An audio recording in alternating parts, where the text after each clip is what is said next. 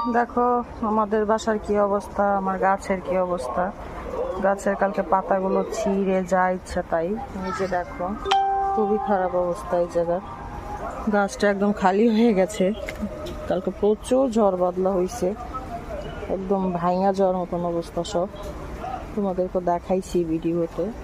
দেখো আমার পাথরকুচি গাছের পাতাগুলো সব ছিঁড়ে ছিঁড়ে পড়ে আছে এখানে সেখানে।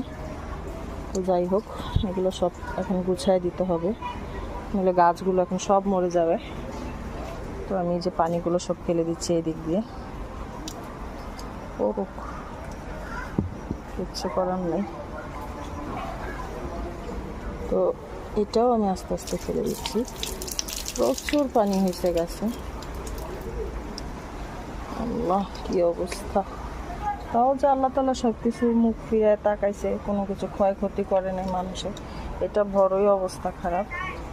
গাছগুলো সব বসায় দিচ্ছি জায়গা মতো। কি যে একটা অবস্থা! নিজের হাতে তৈরি করা জিনিসগুলো যখন নষ্ট হয়। দেখো সবগুলো গাছ আমার উঠে গেছে। কালকে অনেক ঝড় বৃষ্টি হয়েছিল এদিকে। তোমাদের দিকে কি হয়েছে আমাকে কমেন্টে জানাইও। খুব খারাপ লাগছে আমার গাছগুলোর জন্য। আল্লাহ যেন আমার গাছগুলো সব বাঁচায় দেয়। গাছকে ভীষণ ভালোবাসি, অবশ্য কি গাছকে অনেক ভালোবাসি। দেখো সবগুলো গাছ আমার গোড়া থেকে উঠে গেছে। কি যে একটা অবস্থা হয়েছে কালকে, বলে বুঝাইতে পারবো না। এত বাজে অবস্থা ছিল কালকে। যাই হোক, এখন গাছগুলোকে উঠাই দিচ্ছি এখানে। আল্লাহ মাবুদ। এই গাছটাকে ওই সাইডে রাখলাম, তুলসী গাছটাকে। তুলসী গাছটা লাগাইছি অবশ্য ছেলের জন্য, যাতে ছেলের ঠান্ডা ঠান্ডা লাগে।